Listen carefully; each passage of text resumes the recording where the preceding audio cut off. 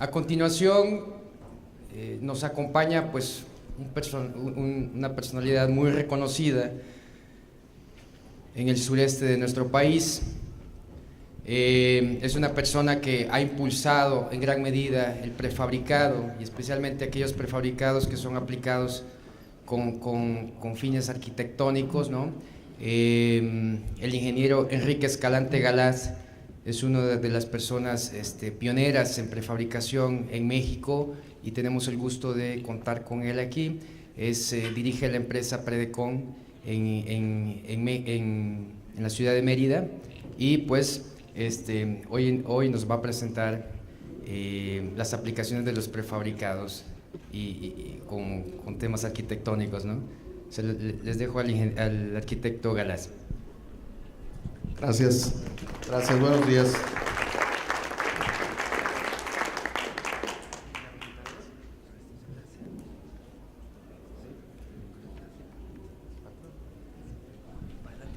Okay.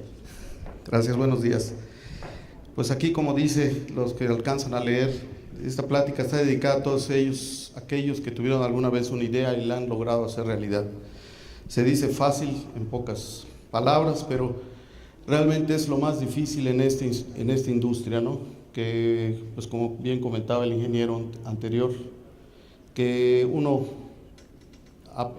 me dio mucha tristeza escuchar que cambiaron el sistema de esta torre por un sistema que, pues sabemos que después va a haber ciertas características que no se van a presentar si hubiera sido con losa alveolar.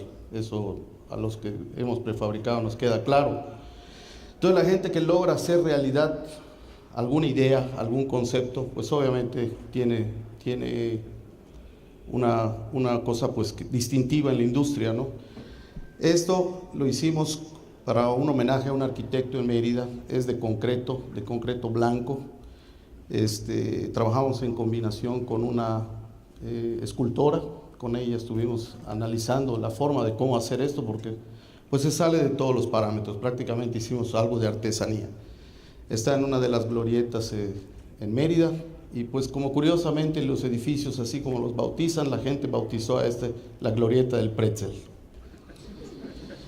Entonces es un pequeño taller en la cual pues estamos dando la idea de qué ha sido lo que ha pasado, un poco de lo que he recopilado pues desde el siglo pasado, ¿no? De finales del siglo XIX, del siglo anterior. En Yucatán pues fue en 1960, un poquito antes, cuando se creó la empresa por el ingeniero Mario Duarte Carrillo de Vigueta.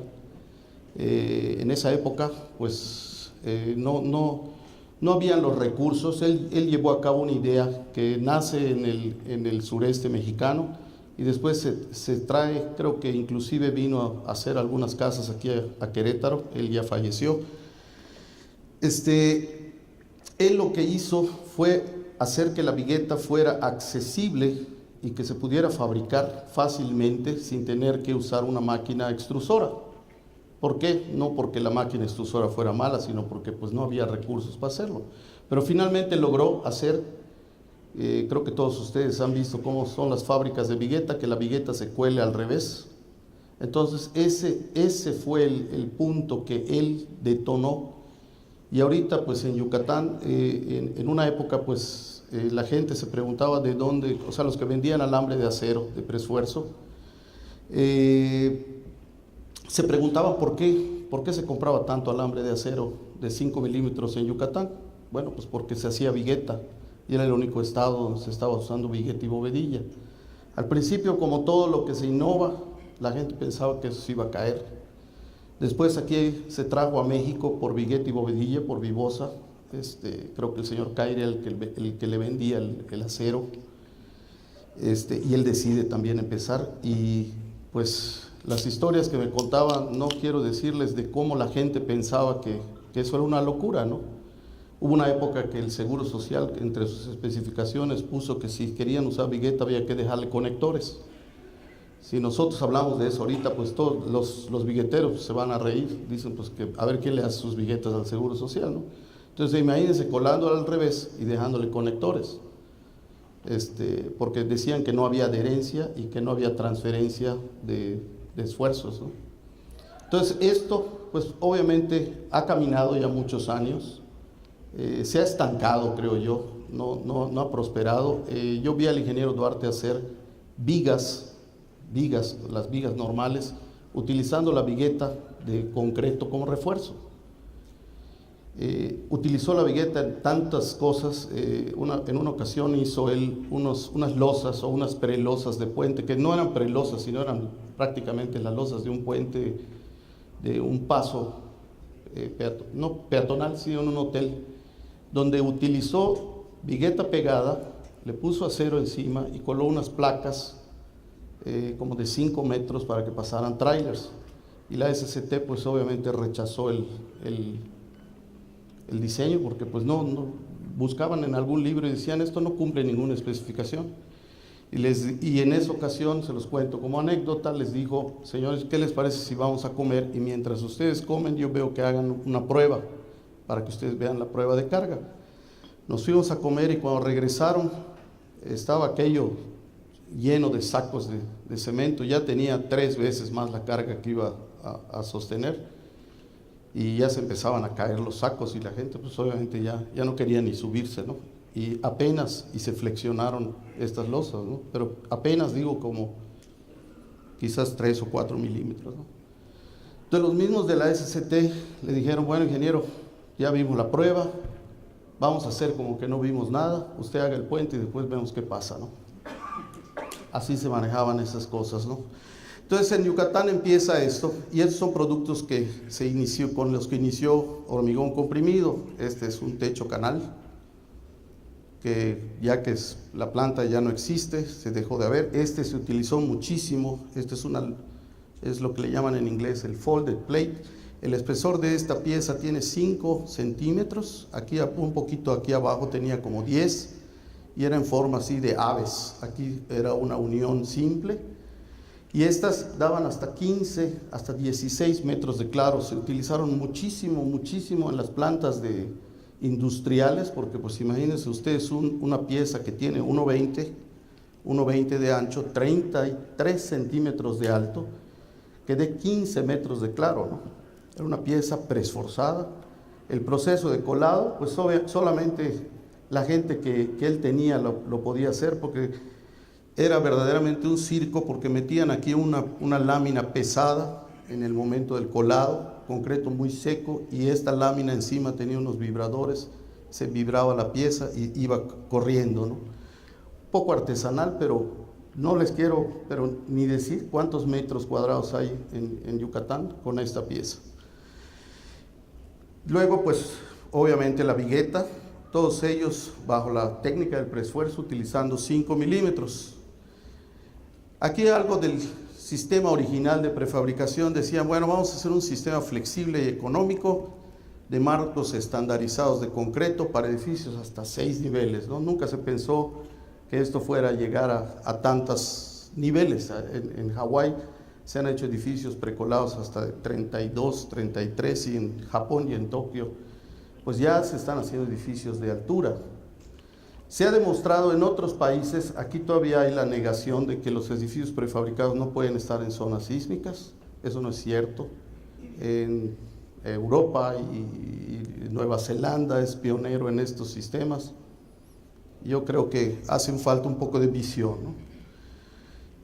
Utilizando moldes estándar, ¿no? Aquí nace la cuestión de la prefabricación. Los modelos estructurales eran simples, eran claros, preesforzados, tenían esta característica. Aquí lo que se buscaba era que todo quedara al mismo nivel, ¿ok? Y se dejaban estos huecos para las instalaciones, ¿no?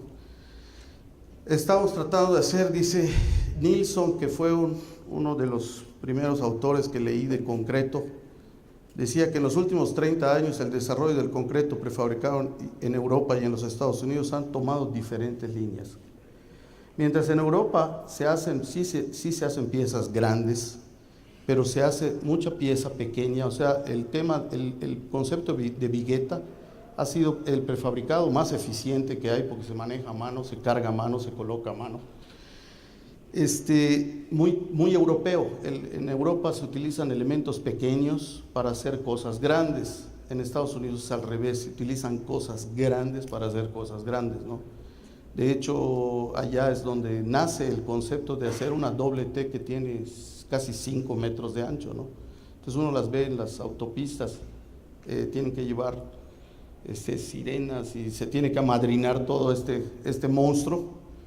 Y pues obviamente dicen ellos, no, es que nosotros como tenemos grúas grandes, con una pieza cubrimos un montón de área y para qué necesitamos las pequeñas, ¿no? Entonces el interés estaba enfocado hacia las piezas pretensadas de claro relativamente corto que puedan ser masivamente producidas. Aquí el concepto de lo industrial para el ahorro de mano de obra. Esto ha venido evolucionando y ha creado la necesidad, porque no existe en los Estados Unidos, hay siempre la cátedra de prefabricación en las universidades es como que el saldo de la carrera, como para que se cubra un currículo, ¿no?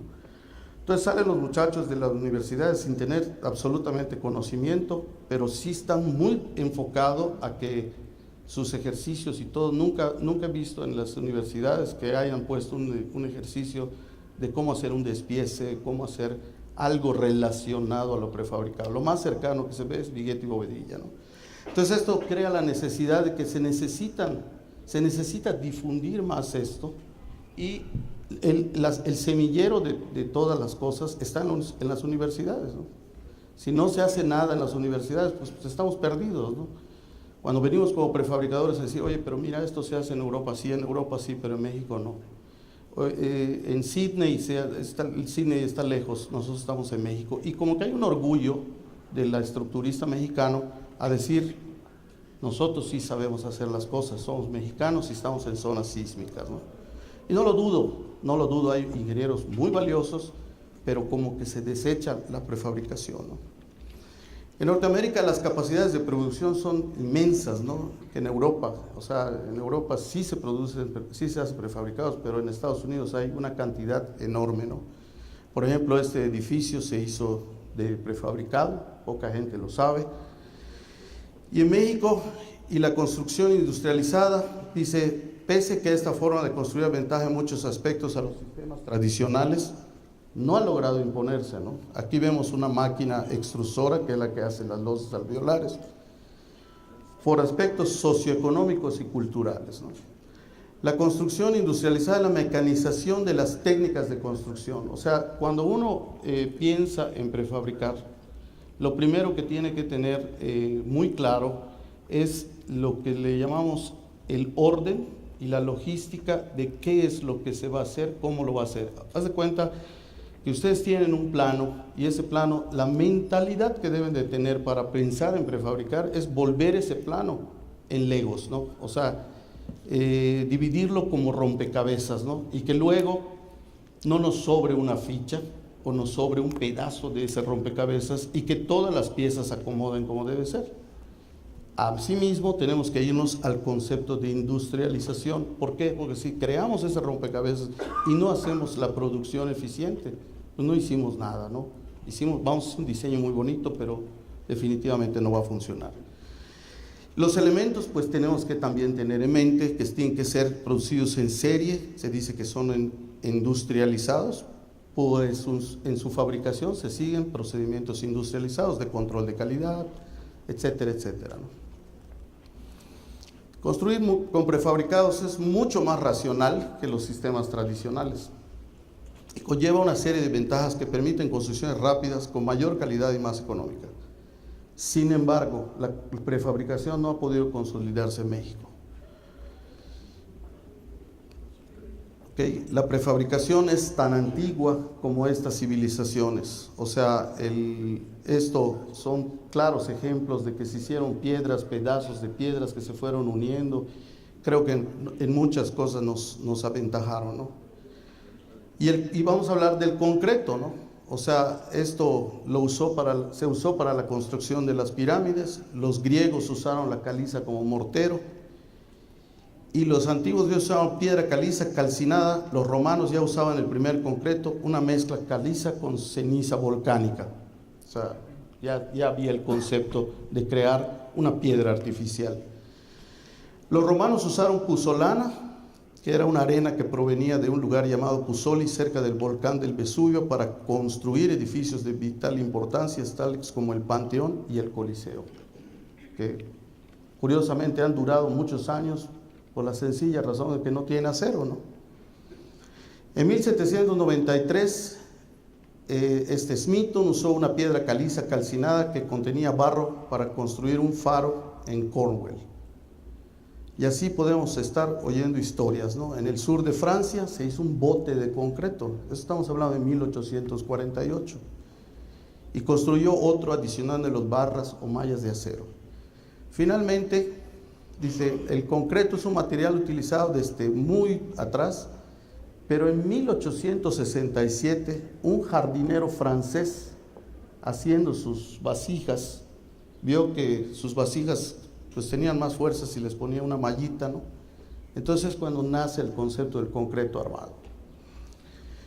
Después fíjense, en 1854, Wilkinson construyó una casa de 2 niveles, reforzando los techos y los entrepisos con barras y cables de acero. Podría decirse que este fue el primer edificio de concreto reforzado. Luego, Enevic, que luego se llama el sistema Enevic, empieza ya prácticamente a poner, o sea, es el que se da cuenta de que el concreto era débil en tensión, y dice, bueno, pues donde sea débil en tensión, el acero es fuerte para eso, entonces vamos a meterle acero. Y empieza a utilizar este sistema que le gusta mucho a los arquitectos, porque Auguste Perret fue un socio de Le Corbusier, y es cuando empieza esto a cobrar forma, ¿no? En México, ¿qué pasa en México? En el principios del siglo XX tuvo una intensa campaña del uso del concreto armado por parte de una pequeña compañía que era filial de Enevic, y estaba comandada por el brigadier. Creo que en esa época los ingenieros les llamaban coronel brigadier, o no eran como ingenieros como tal.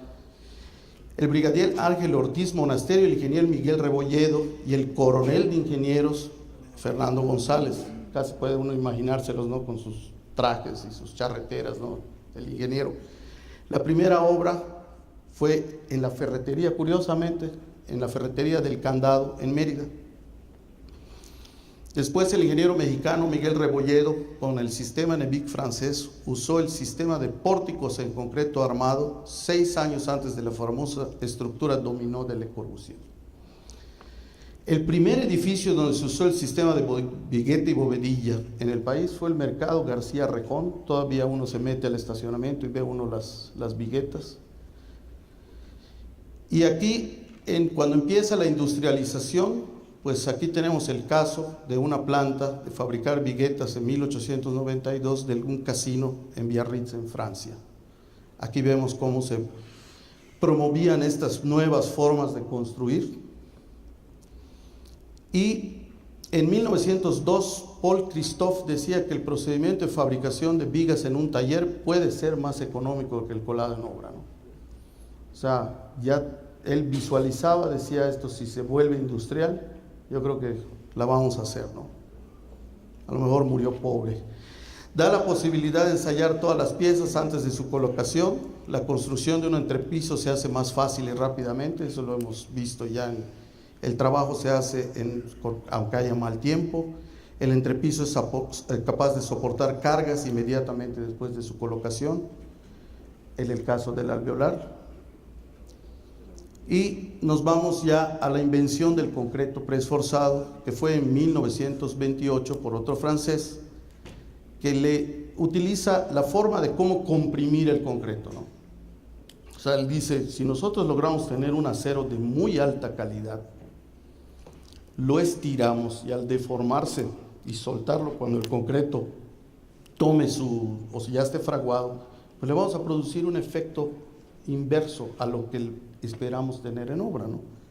Entonces empieza el desarrollo del preesfuerzo. Las técnicas eran copiadas en otros países y empezaron a surgir ya las empresas en prefabricación. Esto ocurrió en los 60s y los 70s. Este es un hangar que hay muchísimas obras en Francia que son admirables por lo que logró hacer Freycinet. Seguramente él, yo creo que en su época, se peleó con todos los oficiales de la construcción, le dijeron que estaba loco, que no se podía hacer, pero finalmente estas personas son las que logran hacer una diferencia en el mundo de la ingeniería, ¿no? Pero ¿qué es un prefabricado? Les mencionaba que pues la definición tal vez más corta es un producto de concreto, puede ser reforzado o preesforzado, que se produce en un lugar distinto de donde se va a colocar, así de fácil, ¿no? Yo estoy pensando que existen 3 divisiones en los prefabricados: de concreto reforzado, preesforzado y posttensado, ¿no? Los preesforzados de concreto, pues esto ya nos vamos un poquito más a lo técnico, es lo que les comentaba, es las características del concreto, el acero de preesfuerzo, y en combinación incrementan la resistencia de un elemento.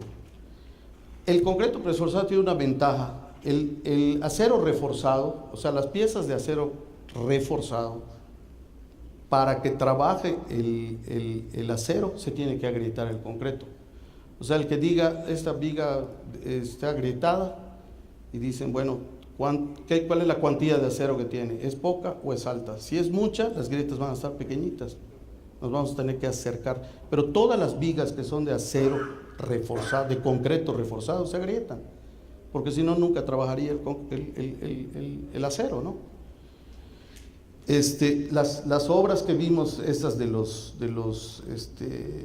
griegos y el Panteón y todo, son puras obras de concreto simple que están trabajando siempre a compresión. Entonces, pues nunca van a tener problema de corrosión, ¿no? Entonces, cuando uno calcula con preesfuerzo, ahí cambia la cosa, porque para que llegue al punto de agrietamiento quiere decir que la carga que se le puso se rebasó, pero por mucho, ¿no? Entonces es más durable.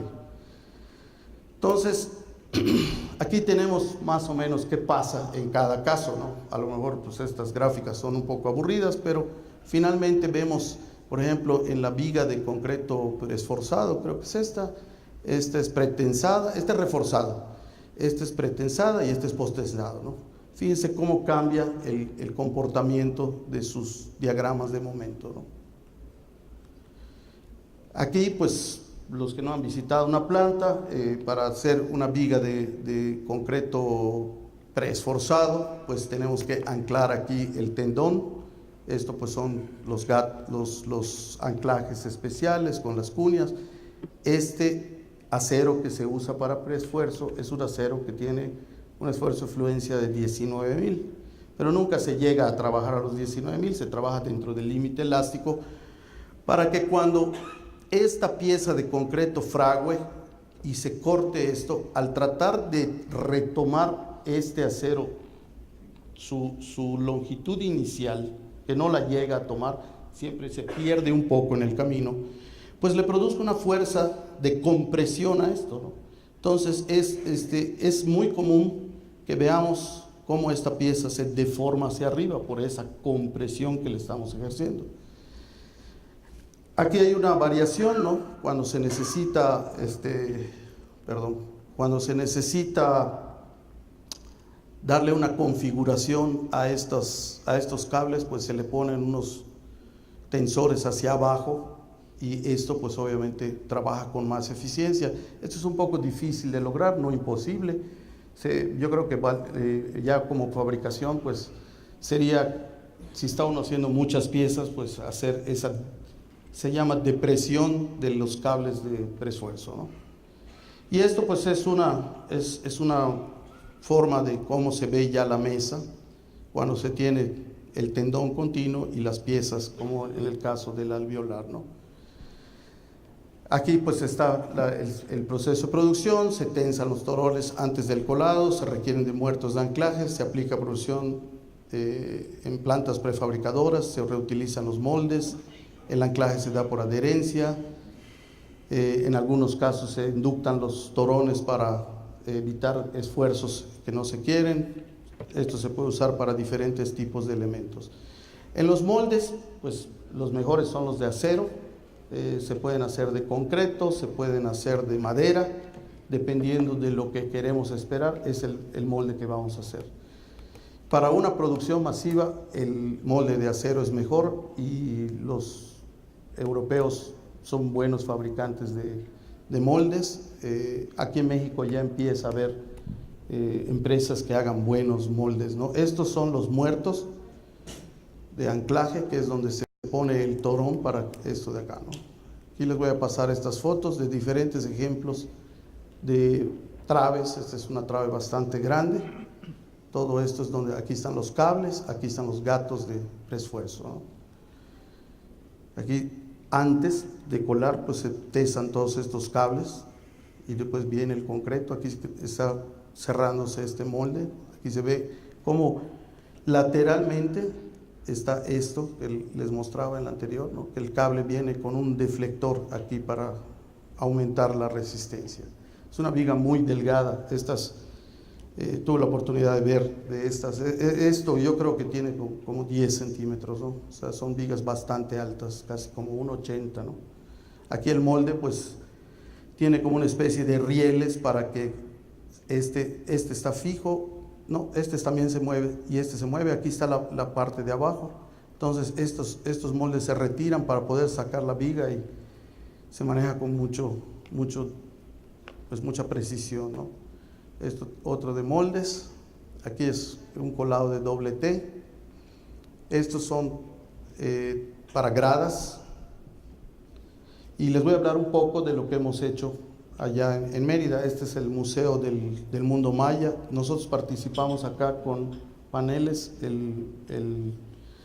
Los metros cuadrados que se hicieron para nosotros, pues, fue la primera vez que hicimos, que querían 17,000 o algo así como 18,000 metros cuadrados de paneles precolados.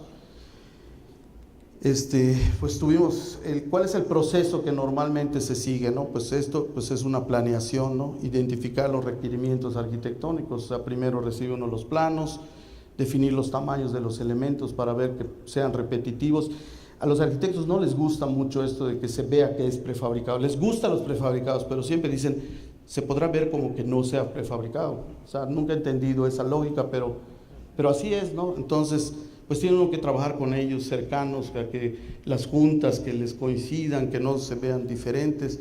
Entonces aquí dividimos, el proceso era bastante rápido. Entonces dividimos esto, lo que le llamamos nosotros tracks, en cierta forma ir avanzando, en ir forrando conforme si fuera haciendo la estructura. Finalmente siempre pasa algo en las obras. Yo no sé qué tienen las obras, que uno empieza, todo está planeadísimo y de repente, ¡boom!, asoma un problema en la estructura, hay que arreglarlo mientras viene el consultor. Y si es obra grande, el problema es más grande. O sea, no es pequeñito, ¿no? Entonces aquí pues no fue la excepción. Hubo un problema con la estructura que se tuvo que solventar y todo lo planeado, pues prácticamente empezamos a tener problemas de almacenamiento, ¿no? En la planeación, esta es la estructura metálica. Aquí había un volado que teníamos que forrar aquí abajo y aquí en la parte exterior, ¿no? Entonces la cuestión del montaje pues estaba bastante complicada, y más luego cuando fue avanzando la estructura y no dejaban colocar los precolados, ¿no? Entonces aquí pues nos entregan los planos de la estructura, que hay que volverlos, hasta esta obra estábamos manejando esto en AutoCAD, haciendo el modelo tridimensional. Siempre mucha gente dice que los planos deben ser muy explícitos en 2 dimensiones, pero pues la verdad es que para hacer un rompecabezas tridimensional, yo creo que no hay otra forma más que hacer un modelo o una maqueta virtual. Ahorita con el Revit y todos los elementos que hay en la industria, esto ya es más sencillo. Esta era la primera. Después pensamos en la lógica, ¿no? ¿Cuál va a ser el proceso? Tenemos que colar las piezas, después pararlas porque llevan una textura, no solamente son piezas coladas, sino llevan una textura. y desarrollamos todo el sistema de colado. Aquí pues pueden ver los aceros que llevan estos calces para garantizar que no tengamos problemas de corrosión.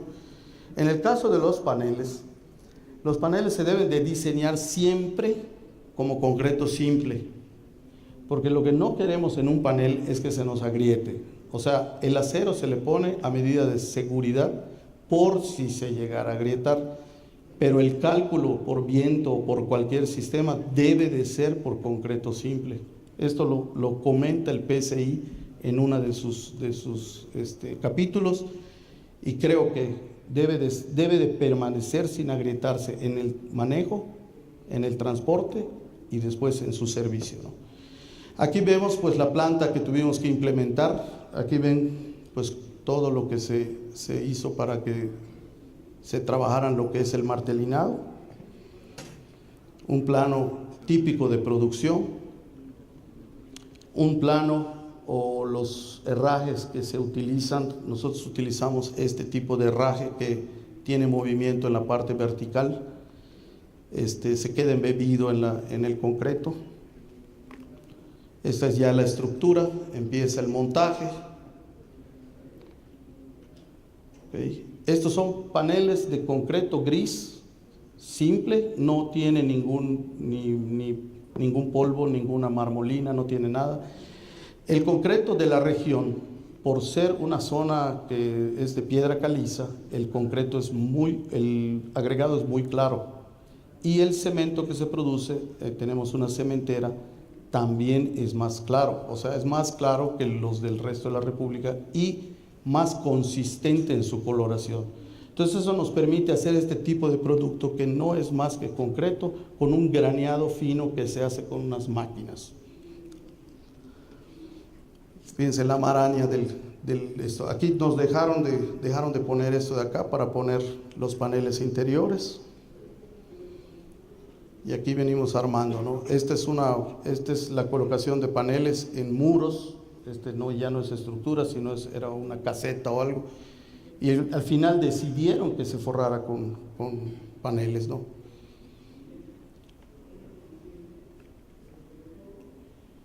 Este es un muro suelto que tiene el museo. Aquí se ve cómo estamos forrando las salas.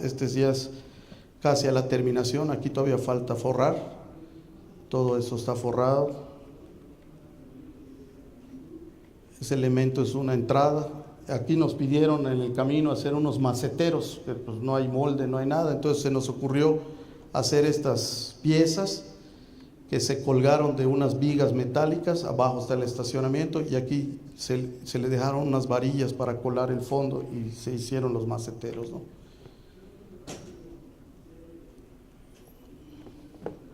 Aquí se ve cómo están los paneles ligados con ese elemento embebido aquí a la estructura de acero, ¿no?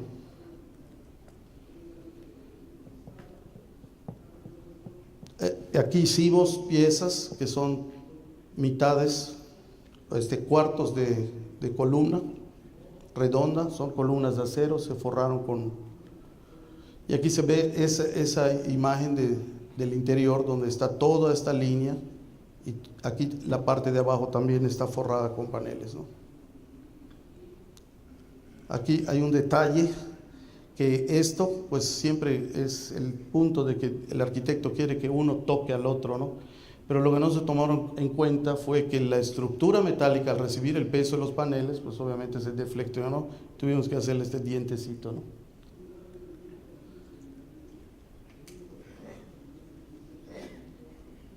Entre la maraña de contratistas y demás. La planeación se vuelve motivo de pleito casi todos los días, porque entra uno con la grúa y quiere entrar el de la olla y uno dice, no, pues ya no puedes pasar, ¿no? O sea, es el gana-gana.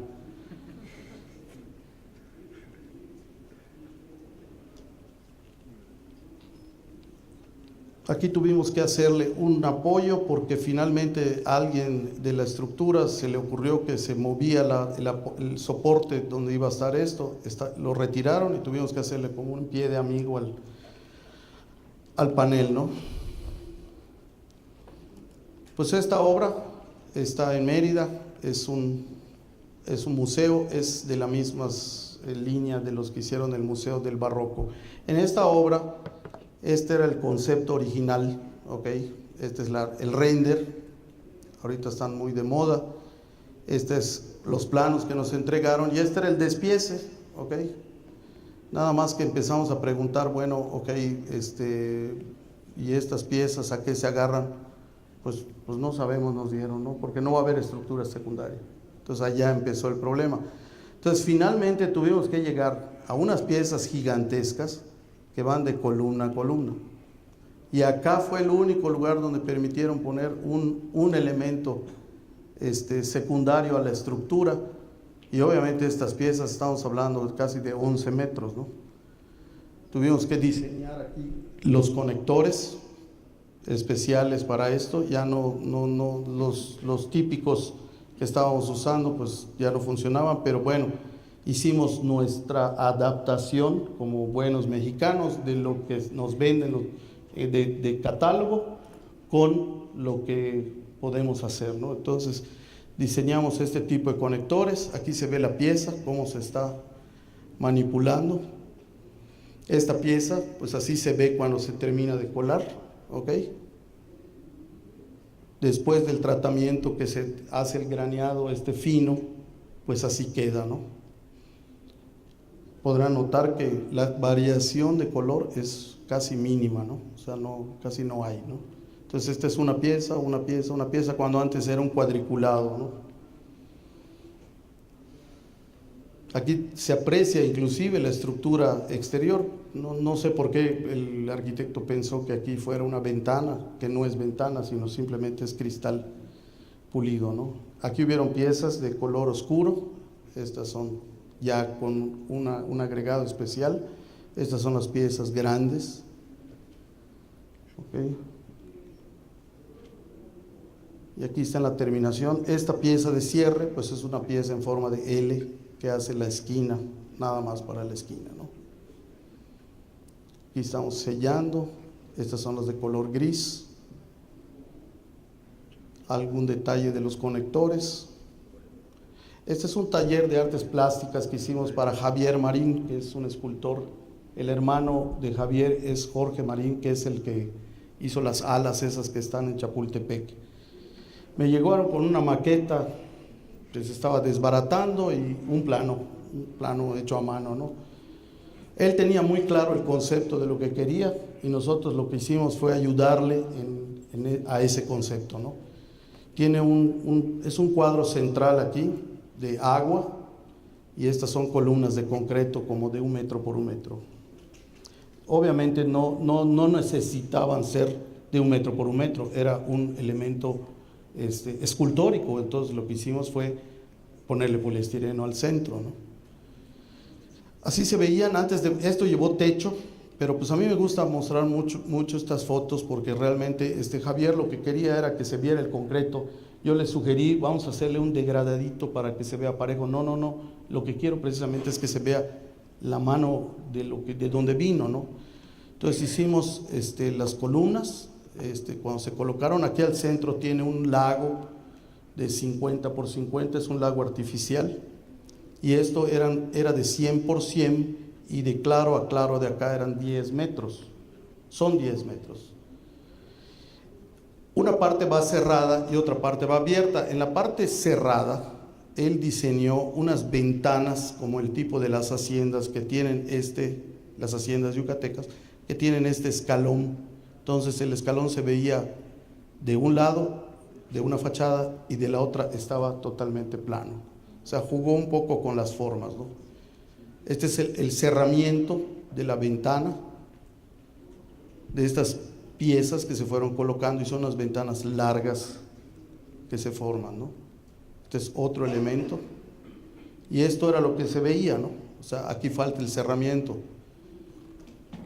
El arquitecto Quijano, que va a dar una plática en la tarde, cuando fue dijo, mejor que lo deje así, o sea, se ve mejor, ¿no?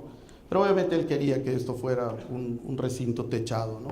Aquí se ve cómo ya se están cerrando estas partes. Aquí la parte en el interior se ve esta parte como de la ventana tipo hacienda, ¿no? Y en el exterior de este lado se veía recto, ¿no?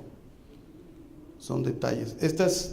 Forramos la torre de control de Cancún, tiene 90 metros, no colocamos los paneles a 90 metros, fue un sistema muy ingenioso que no diseñamos nosotros, de hacer el fuste totalmente con cimbra deslizante, y después se hizo la estructura. Esta estructura se hizo a 1,20 del piso, y nosotros forramos la estructura, y luego esto se subió con unos gatos, que por acá creo que se ven algunos cables que ya los estaban probando. Se subió con unos gatos hidráulicos desde la parte de arriba, sincronizados, iban subiendo lentamente esta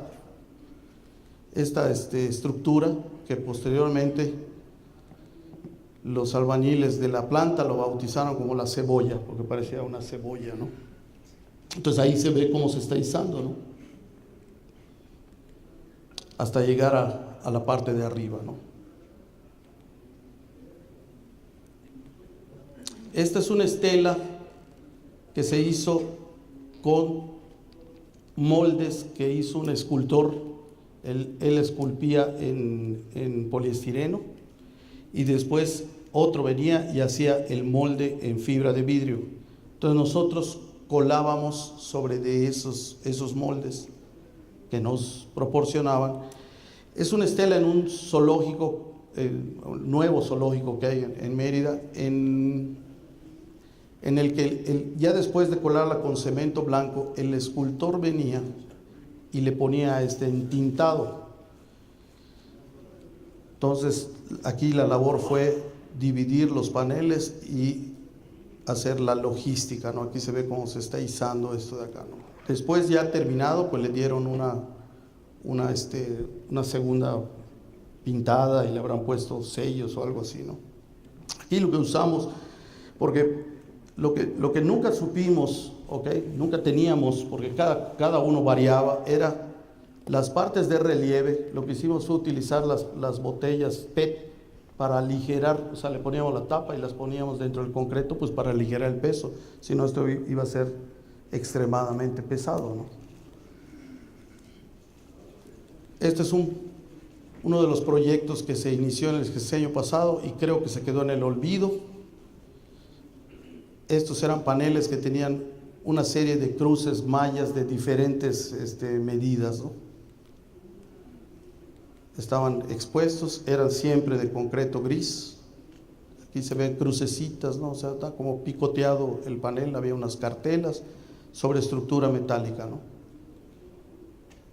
Estos son cuartos muestras. De nuevo les presento lo que estuvimos haciendo, que era el modelo tridimensional en AutoCAD de las piezas, no es de cálculo, y el armado de todos estos elementos, ¿no?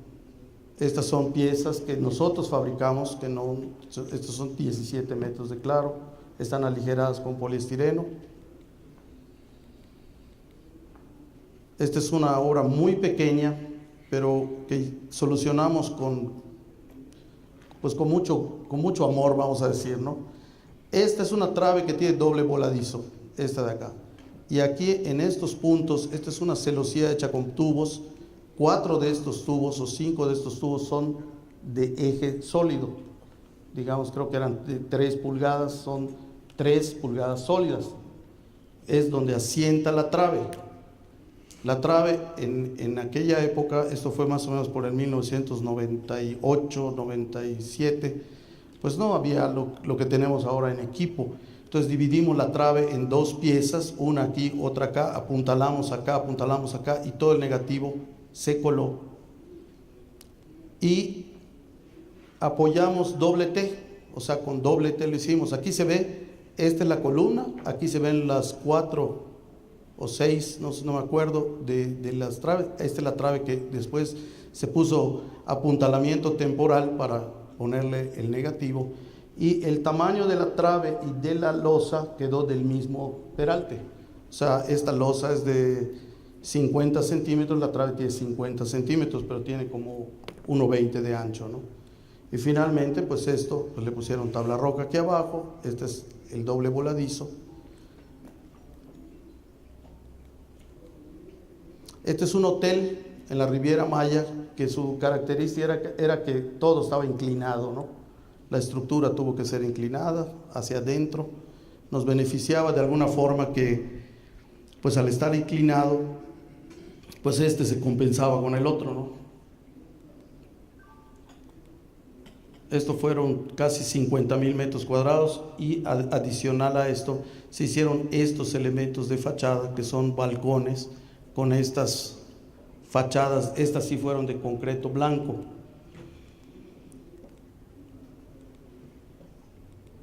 Aquí se ve el desarrollo de esto de acá, ¿no? Todos los cuartos de hotel.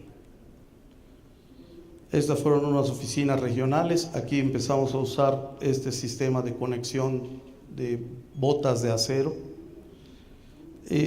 Hay una cosa importante, en Mérida no hay sismo y tenemos un terreno que es maravilloso, ¿no? A la roca, hemos sacado pruebas de la roca de superficial, nos ha dado capacidades arriba de las del concreto. O sea, por ejemplo, sacamos un cilindro de normal, de 15 por 30 o de 6 pulgadas por 12 pulgadas, o sea, sacando las proporciones para hacer la prueba.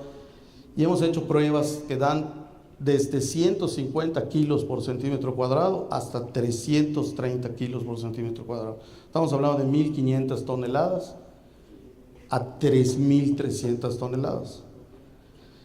Ayer que estaba en la oficina me mostraron un estudio de mecánica de suelos donde el que hace el estudio de mecánica de suelos dice: obtuvimos muestras de 150 toneladas, no más, como lo mismo, 1.500 toneladas y 3.000 toneladas.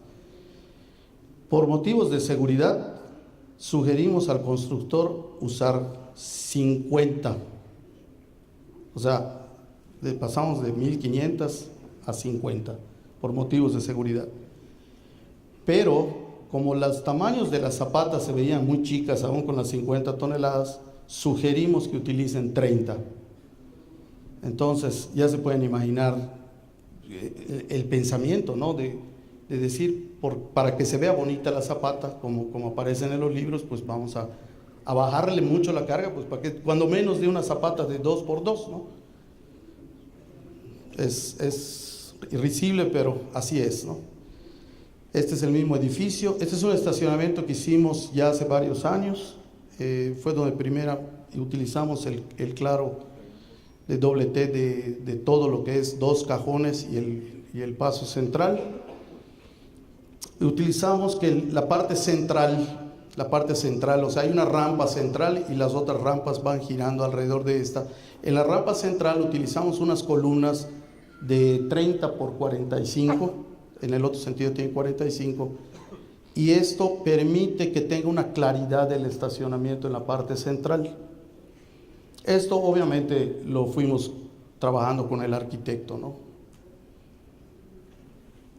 Esto es un centro comercial que se hizo en el 2007, donde trabajamos para una empresa, ya empezaban las empresas desarrolladoras, los de Heinz, que fueron a Mérida, y hicimos, es toda prefabricada, ¿no? O sea, hicimos los paneles, las traves, las columnas totalmente, ¿no? Aquí dejamos este espacio, la ventana para hacer la liga de la conexión de la columna. Aquí se ve cómo estamos colocando. Este centro comercial tenía un detalle que era pues bastante laborioso, que era ponerle unos louvers, o sea, unas vigas en esta parte rectas, que después tenía una parte de concreto y la otra parte era de unas parrillas de acero. Nosotros también hicimos esta parte, ¿no? Entonces dejamos aquí unas placas para ligar estas vigas que venían, pues milimétricamente había que estarlas corriendo, ¿no? Hay una zona que lleva estos elementos, que son como unos domos de luz que refleja aquí, proyecta aquí abajo. Aquí se ven los volados que le está diciendo. Aquí hicimos como una cajonera. Esta pieza la pusimos como una cajonera, deslizándolo en la viga ahí, llevándola hasta el tope del fondo de acá y luego poniendo esta parrilla de tubular. La parte difícil fue que hay una parte cóncava y una parte convexa. Entonces ahí sí tuvimos que hacer paneles curvos. Aquí se ve esto, pues hubo que irle dando una especie de como radios, pero en el otro sentido era al revés, o sea, era como una especie de dona. Entonces hicimos paneles en esta forma y en la otra forma, aquí se ve esto. Las losas también hubo que hacerlas más chicas, estas son dobles T, hubo que hacerlas más chicas aquí y aquí a la medida que tiene, para distribuirlas con esta forma, ¿no? Esta fue una capilla que hicimos para el seminario menor. Utilizamos aquí el mismo sistema de vigas, de columnas que apoyan. Estos son los nervios y el techo, pues tenía esta forma curva que había que desarrollar, ¿no? Aquí se ve ya cómo están las vigas. Aquí esto no es estructural, es un cajillo que sirvió para poner algo de instalaciones, ¿ok? Estas son unas piezas prefabricadas. Y finalmente este es el formato final. Esto empezó como una capilla, no tenía esta forma. A la mitad del camino, el que es ahorita director de los seminarios, el padre Patrón, pues empezaron a verlo como que iba avanzando muy padre, y a la mitad del camino dijo, ¿y si la volvemos iglesia o le ponemos más capacidad? Porque esta iba a ser una capilla solamente para los del seminario, pero dijo él, ¿para qué hacer algo que pues a lo mejor van a crecer mucho los seminaristas? Y entonces el arquitecto, ya se pueden imaginar, ¿no? O sea, se puso. Finalmente el producto final fue bueno, porque esto no era así. O sea, estas cartelas de aquí del frente, que también son prefabricadas, no eran así. Pero finalmente el producto fue bueno y terminó bien. Esto se dejó aparente, las vigas y las tabletas que van entre viga y viga para dar esta curva se dejaron aparentes, ¿no? Y la iluminación quedó muy bien, ¿no? Este es el final. Esto de aquí se hizo con Duroc, porque no había otra forma. O sea, si se hacía de concreto, pues iba a pesar muchísimo y iba a pesar muchísimo también, entonces no había fondos para tanto, ¿no? Estas son otras obras que se han hecho allá. Es edificio de 6, 7 niveles, que está en el Paseo Montejo. Esta fue una cosa muy particular, que la cúpula de una iglesia que se hizo aquí, no se hizo con molde, se hizo artesanal y se subió en esta parte de acá.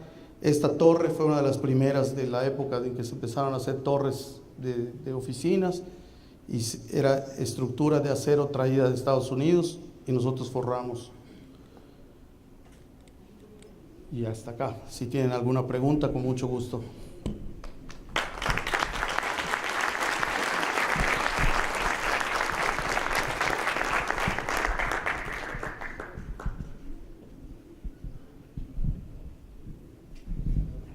Sí. Gracias. En Mérida tienen el problema de los agregados, ¿no? Con el módulo elástico que no se alcanza.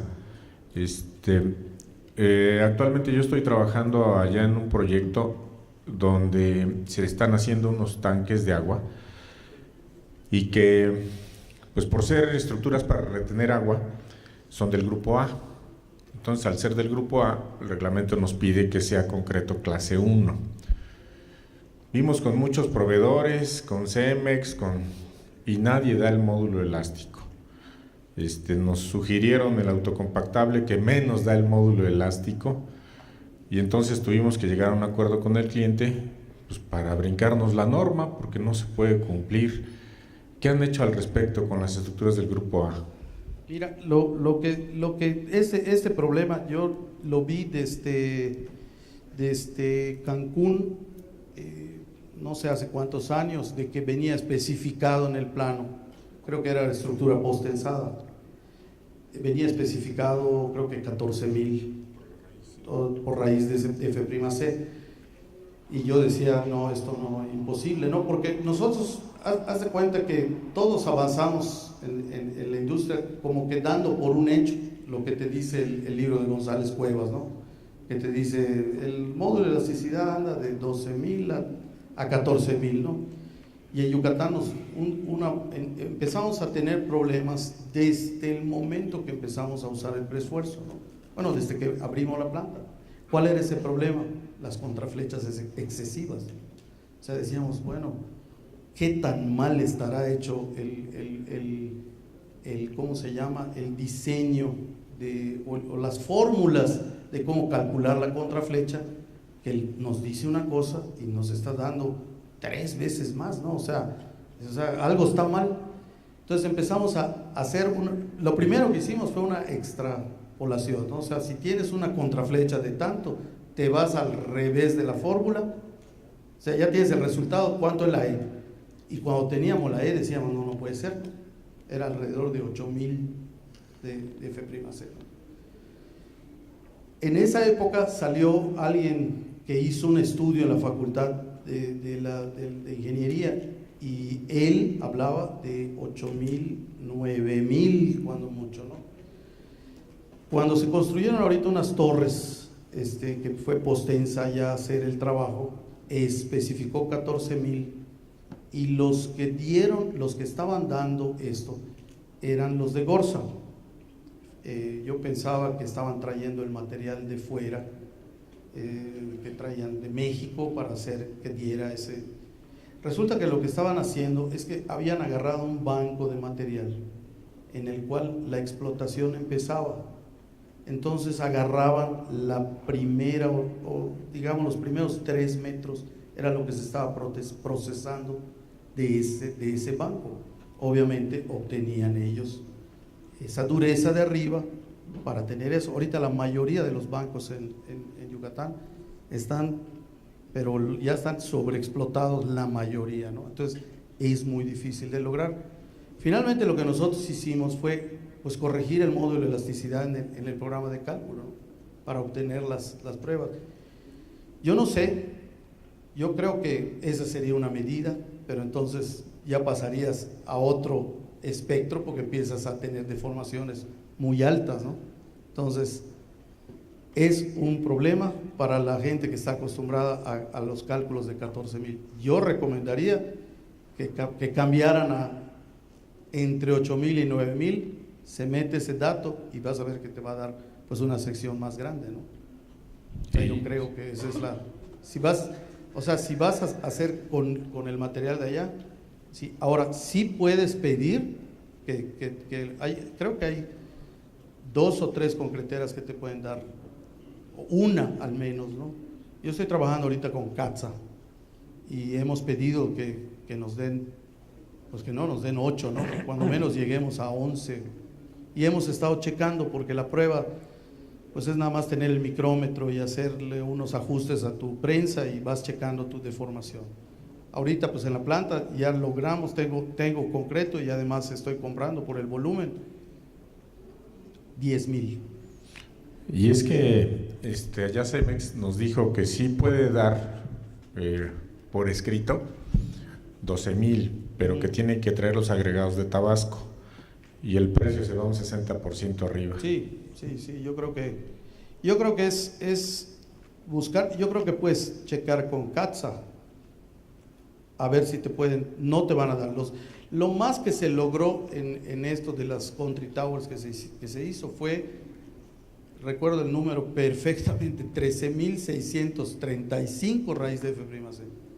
O sea, fue así, arañándole, no llegó a los 14,000, pero para nada, ¿no? Y sí se logró porque inclusive les pidieron a ellos que pusieran un laboratorio para que de cada bachada fueran sacando el módulo de elasticidad. Pero sí es problemático, que a pesar de ser una roca dura, su módulo de elasticidad es bajo. Sí, O sea, lo mismo pasa en Cancún, ¿no? Creo que más en Cancún, ¿no? Y se construye muchísimo en Cancún. Yo no sé si cierran los ojos y dicen, lo construimos, aunque el plano diga 14,000 y si no se da, pero yo creo que a la larga o a la corta, pues tienen problemas, ¿no? Por ejemplo, si estás trabajando postensado, pues lo mismo te va a pasar que el preesforzado, los pisos te van a ir para arriba, ¿no?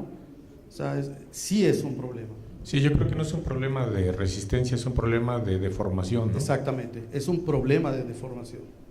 De hecho, en una ocasión me llamaron por un arquitecto para ver un techo que había sido calculado por un ingeniero, ¿no? O sea, de los no reconocidos, pues de los que saben, ¿no? Y me dice, ven a ver esto, me dijo, y le digo, ¿qué fue lo que pasó? Pues mire, esta losa ya tiene 5 centímetros de flecha. Era una losa armada que la quería el arquitecto de concreto. La fui a ver y le digo, pues mira, grietas no tiene, que eso es buena noticia, pero sí está deformada. Entonces vino el ingeniero y me dijo, mira, pues, como a veces cuando llaman a otro ingeniero, a veces como que se ponen nerviosos porque dicen, no, mira, aquí están mis cálculos, que no sé qué. Le dije, a ver, vamos a revisar rápidamente. ¿Qué módulo de elasticidad usaste? 14,000. No, esto es 8,000. ¿Y qué hacemos? Y pues tenemos que aumentar la sección. Entonces lo que hicimos fue ponerle puntales de tornillo, subimos la losa, le dimos una contraflecha a la losa, aproximadamente de 1 pulgada, se picó la losa por arriba y se le coló unos 5 o 6 centímetros de concreto para aumentar la sección y por adherencia agarrar, ¿no? Y quedó bien, o sea, ya no pasó a más, ¿no? Y me dice el ingeniero, ¿cómo va a ser que 8? Le digo, sí, le dije, nosotros ya lo comprobamos, está muy bajo el módulo de electricidad acá.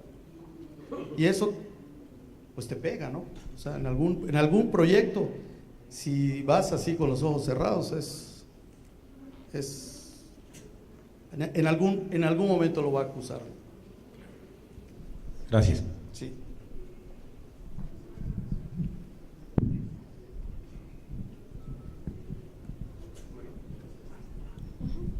¿Alguna otra duda? No. Muchas gracias, ingeniero. Estuvo muy clara. No. O muy claro, Tosca. Le vamos a entregar un regalo. Muchas gracias. Ingeniero. Gracias. ¿Cuántos son de Querétaro acá? Les felicito, tiene una ciudad preciosa. Bueno, lo que he podido ver, se ve muy, muy bonito esto que tienen de las haciendas. Y nosotros tenemos haciendas, pero ni comparación, o sea, es otro estilo de haciendas. Y la capillita esta que está aquí en la entrada está fantástica. De veras, tiene una ciudad muy bonita. Muchas gracias, ingeniero.